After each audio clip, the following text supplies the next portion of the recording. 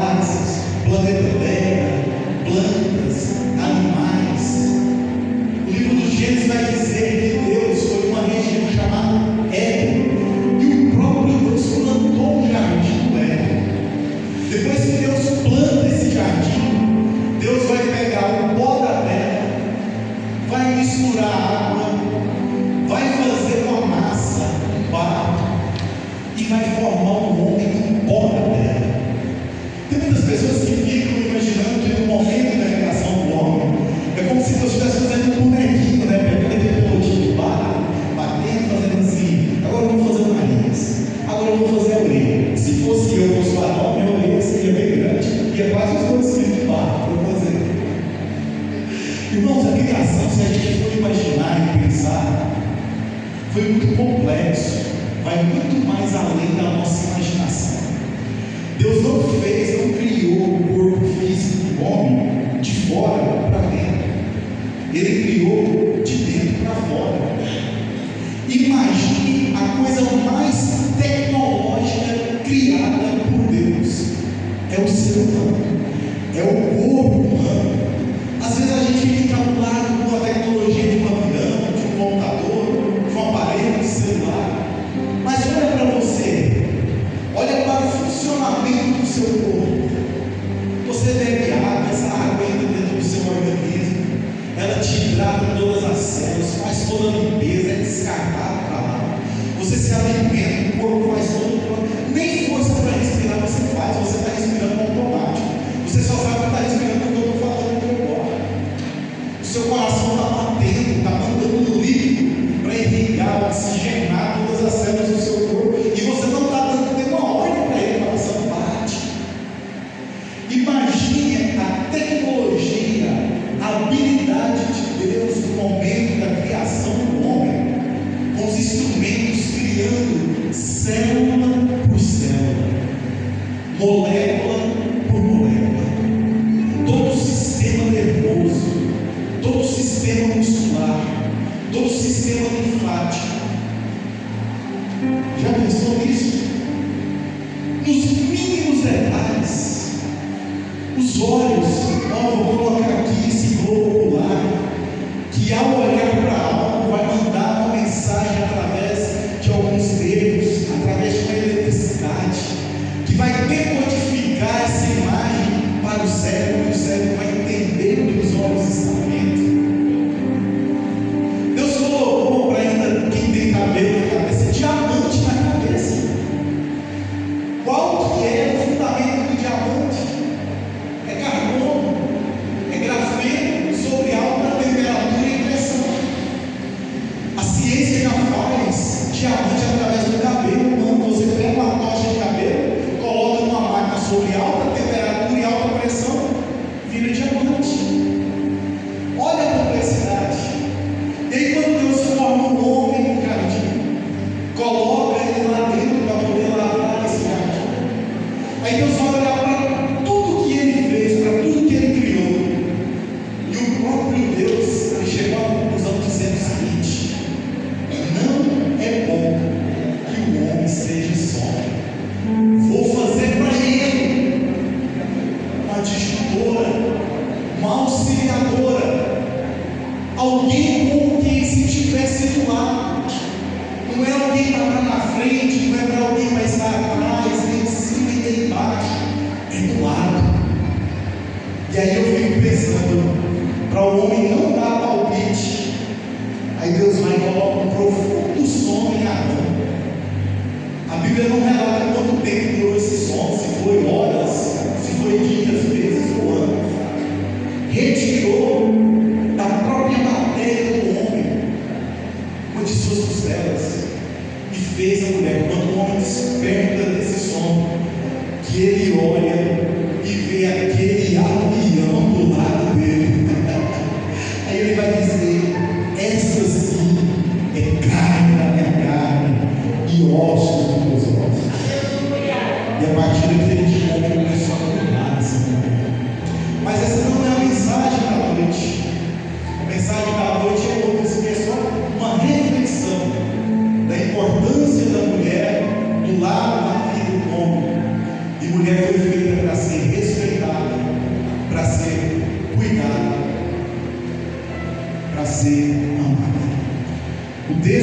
quero ler com os irmãos, você pode ficar sentado, como está.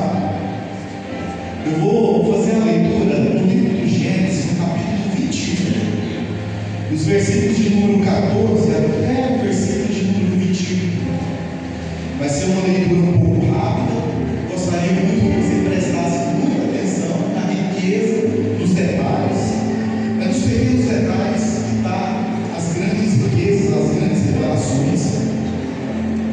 Diz assim a palavra do Senhor: Então se levantou Abraão pela madrugada de manhã e tomou o pão e um odre de água e os deu a Agar, pondo sobre o seu ombro. Também lhe deu o menino e despediu-a. E ela foi-se, andando errante no deserto de Berseba. E consumida a água do odre, lançou o menino debaixo de uma das árvores. E foi-se e assentou-se em frente, afastando-se a distância de um tiro de água, porque dizia: que não veja eu morrer o menino. E assentando-se em frente, e levantou a voz e chorou. E ouviu Deus a voz do menino, e bradou o anjo de Deus a Agar desde os céus, e disse-lhe: Que tens, Agar? Não temas, porque Deus ouviu a voz do rapaz desde o lugar onde está. Ergue-te, levanta o moço e pega-lhe pela mão, porque dele farei uma grande nação. E abriu-lhe Deus os olhos, e viu um poço de água, e foi-se, e encheu o odre de água, e deu de beber ao moço.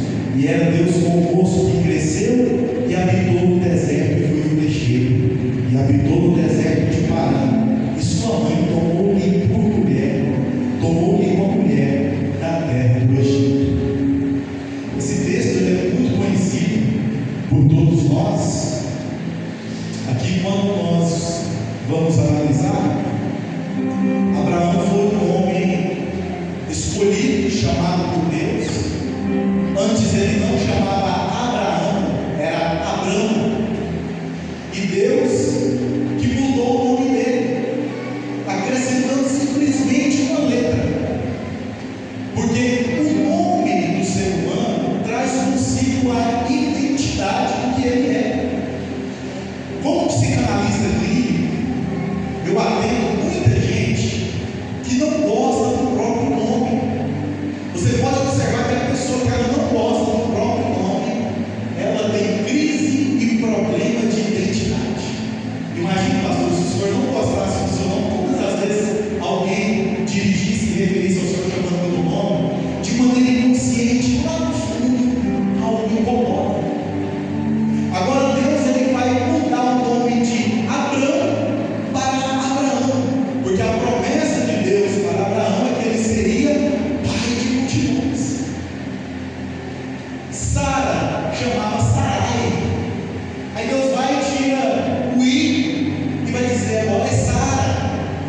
E quando você vai observar todos os personagens bíblicos, todos aqueles que Deus mudou ou alterou o nome desses personagens, você vai observar a diferença do antes e do depois. Veja a diferença de Jacó de antes e de Israel depois. Pedro, então tem vários personagens que foram mudados os seus nomes, e ali foi um divisor de água. Então a promessa que Deus fez para Abraão foi para que ele saísse do meio da terra dele, do meio da parentela, e fosse para uma terra que Deus iria mostrar. Olha só que detalhe importante: Deus não mostrou o lugar e nem a terra para Abraão ir. Deus só simplesmente falou: sai do meio da tua terra e do meio da tua parentela e vai. Abraão, naquele momento, ele poderia ter escolhido o norte, o sul, o leste, o oeste, não importa.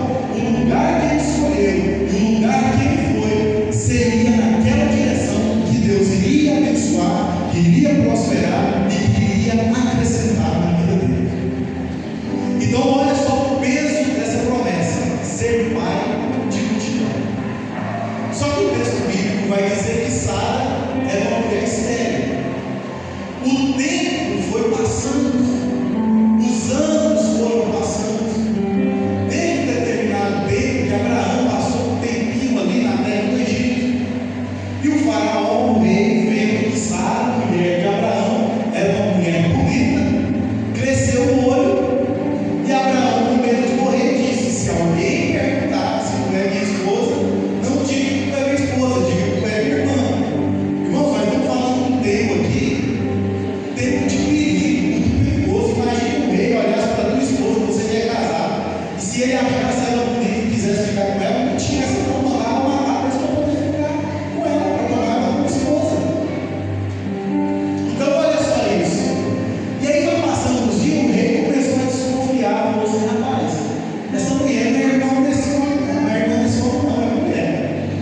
Deus começou a pesar sobre o rei do Egito.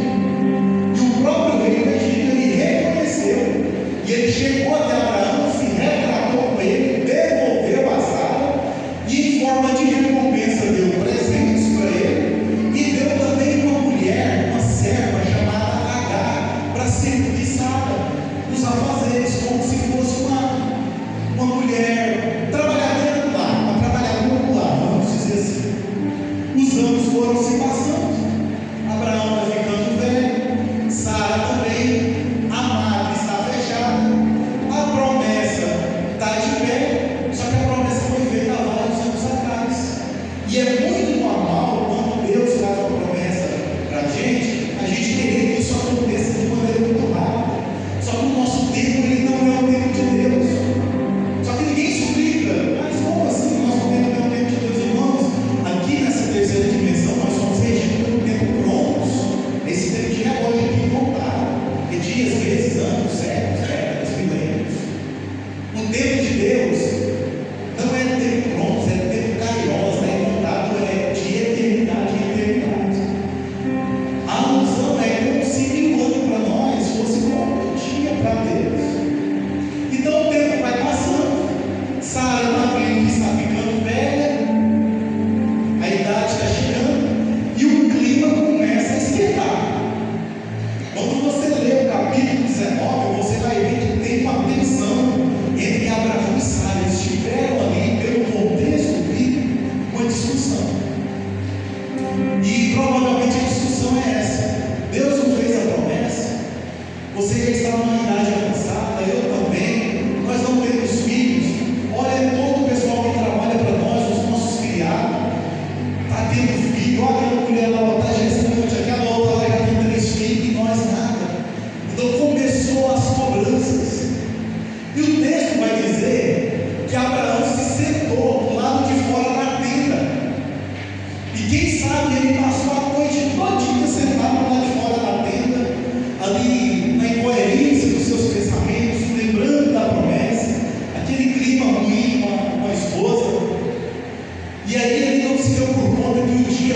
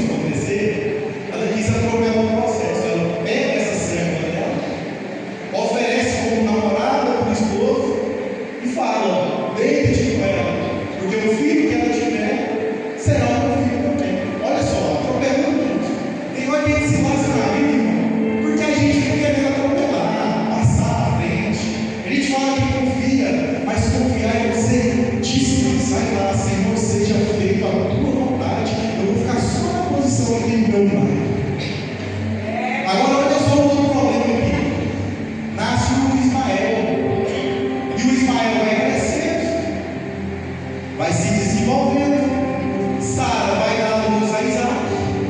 E aí o texto que nós acabamos de ler aqui, um pouquinho antes, vai dizer que eles estavam fazendo uma festa para desmamar o Isaac. Na tradição judaica, a criança com 3 anos é feita uma festividade, convida seus amigos, é um dia de desmame da criança. E nesse dia aqui, Sara viu que Ismael, irmão por parte de pai de Isaac, começou a zombar dele. Só que essa palavra zombar aqui não é pejorativa de zombaria, não. É coisa de menino, é coisa de criança, é coisa de irmão. Só que o problema de Sara é que Sara não estava mais conseguindo conviver com aquilo que não nasceu dela, que nasceu de outra pessoa. Ela estava incomodada de ver que aquilo que não saiu dela, que saiu de outra pessoa, estava crescendo e desenvolvendo muito mais do que aquele que saiu dela. E eu vou falar, existem muitas pessoas que não conseguem lidar com o seu desenvolvimento. Eles ficam com raiva, eles ficam com inveja de ver você crescendo e desenvolvendo. Incomoda, pastor Hilário. Pastor Hilário, até infelizmente dentro de algumas igrejas, não estou falando dessa aqui, tem gente que se você vai com o cabelo penteadinho, ele incomoda. Se você vai com o cabelo bagunçado, incomoda. Se você vai cheiroso, incomoda. Se você vai fedendo, incomoda. Se você canta bem, incomoda. Se canta mal, incomoda. Se você está solteiro, incomoda. Se você casa, incomoda. E aí o que ele faz na hora dessa? Aí Sara vai chegar para Abraão e vai dizer o seguinte: vai colocar ele no canto da parede e vai dizer assim: Abraão nem tinha esse costume das mulheres chamar os esposos pelo nome, era meu Senhor. Mas então ela está tão brava que ela vai falar assim: Abraão, deita para fora. Tem umas traduções que vai dizer: coloca para fora esta tua serva. Porque colocando esta tua serva para fora, vai também com ela aquele que eu estou vendo crescer e desenvolver. E eu não aguento conviver com isso, de ver o crescimento e o desenvolvimento desse menino que está sendo mais do que eu. Aí um detalhe importante: a serva Agar, ela não era de Abraão, ela era serva de Sara. Foi um presente do rei do Egito para Sara. Mas agora, no meio da confusão, da contenda, que isso existe, de vez em quando mesmo, ela vai transferir a culpa, coloca para fora essa tua serva. Agora pensa na cena. Abraão vai ficar massacrado nisso aqui. É um filho, né? Ismael aqui tem aproximadamente 13 anos de idade, já é um adolescente. E Abraão aqui já é um homem próspero e um homem muito rico. Só que o texto vai dizer que Abraão deu para ela, para Agar, um cesto com pão e um odre de água.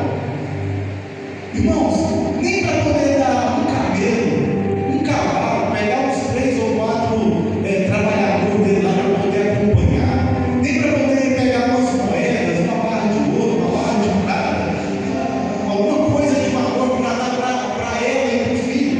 Não, vai despedir Agar e Ismael simplesmente com um cesto de pão e um odre de água. Vai chegar um momento que tem lugares que eles não vão suportar você ficar lá dentro. E você nem precisa de fazer força ou esforço para sair para fora, porque eles mesmos vão te colocar para fora.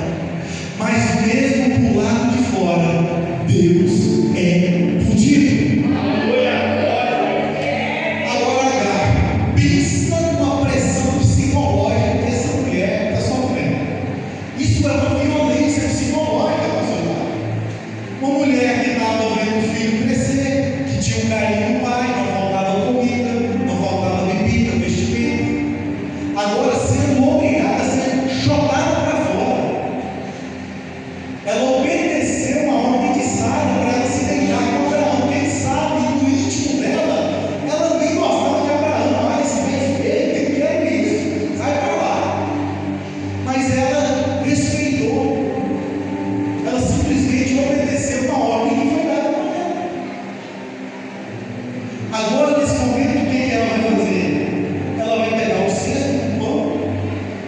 vai pegar o óleo com água, vai passar assim daqui, ó, pegar o menino pela mão, pelo braço, e o texto bíblico vai dizer que eles saíram errantes pelo deserto.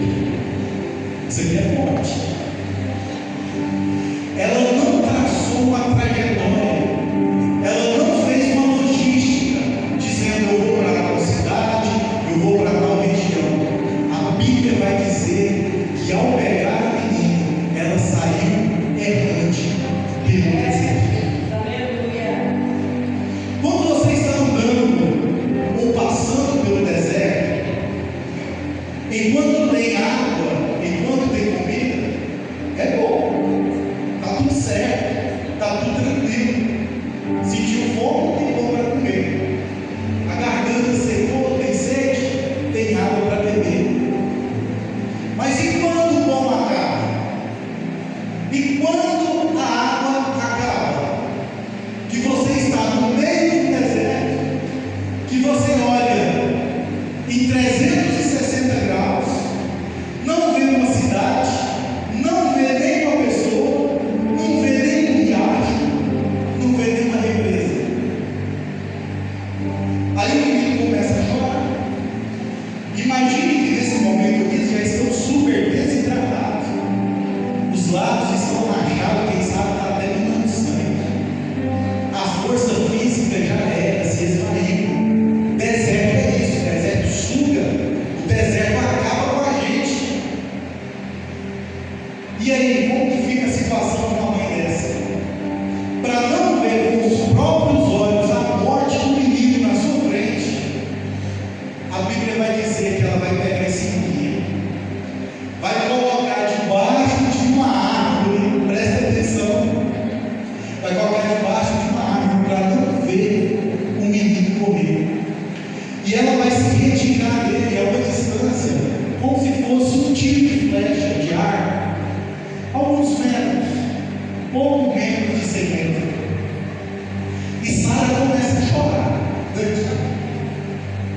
E o menino está chorando lá embaixo da árvore, com sede, com fome e desidratado. Mas de repente, o anjo do Senhor brada dos céus e diz: porque choras, Agar? Levanta-te, pegue o moço pela mão. Olha só, lá no início do texto era menino, mas agora quando Deus fala com Agar, agora que eles passam pelo processo do deserto, não é mais menino, agora é moço, porque teve a experiência de passar pelo deserto.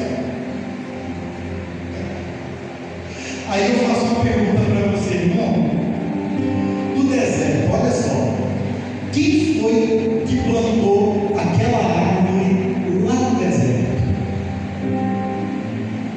Você não entendeu? Irmãos, independente do deserto que você passe, Deus sempre tem uma árvore plantada no deserto, para no momento que as tuas forças se acabarem, você pelo menos sentar debaixo dessa árvore, porque debaixo dessa árvore tem pelo menos sombra, tem um lugar para você explorar, e é o momento em que o anjo do Senhor vai falar com você, vai reanimar as suas forças, a tua alma, e vai fazer você enxergar aquilo que você não estava enxergando. Quando a Agar ela levanta os olhos aqui, que ela olha para frente, ela vai ver um oásis. Você já imaginou o cenário? Quem estava morrendo de sede, aquela sequidão danada, porque a pessoa quando ela está desidratada, quando ela está triste, quando ela está passando pelos desertos da vida, ela não anda assim, ó. Ela anda assim, ó. Ela anda assim. Mas quando ela ergue a cabeça, a providência estava bem na frente, com a asa escoada. Ela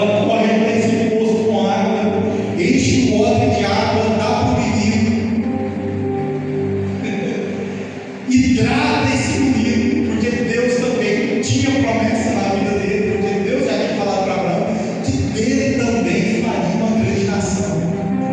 E o texto bíblico vai dizer que esse menino foi um valente, um homem guerreiro e flecheiro, experiente no deserto. Foram para o Egito. Agar preparou uma mulher, arrumou uma mulher como esposa para Ismael. Irmãos, mas não está falando nada mais, nada menos, para quem não sabe quem é a descendência de Ismael. É só olhar para esse povo da Arábia Saudita, Irã, Iraque, todos são descendentes de Ismael.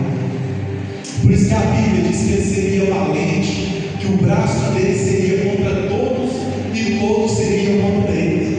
É por isso que existem essas guerras, essas confusões, essas brigas entre Israel e esse outro pessoal. Isso aí, irmão, é briga de família. A igreja pode orar o jeito que for. É uma briga milenar. Isso aí é briga de irmãos, é briga de milênios. Olha só a grande nação que Deus também fez de Israel.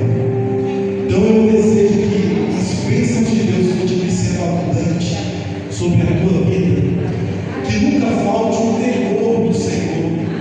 Todas as vezes que você for orar, apresente a nossa cidade, para que a nossa cidade seja uma cidade de paz, uma cidade pacífica, uma cidade aberta ao Evangelho, e que nós possamos ter força, sabedoria e conhecimento para levar esse Evangelho às pessoas que ele não conhece, e sempre declararmos que Confresa é do Senhor Jesus, que Confresa é um celeiro de missionários e de missionárias comprometidas com a obra de Deus, e que juntos nós possamos fazer a diferença nessa cidade para a honra e a glória do nosso Senhor Jesus Cristo.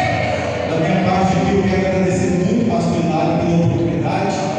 Sempre que quisermos convidar, eu sou servo, para mim sempre é um prazer servir a igreja.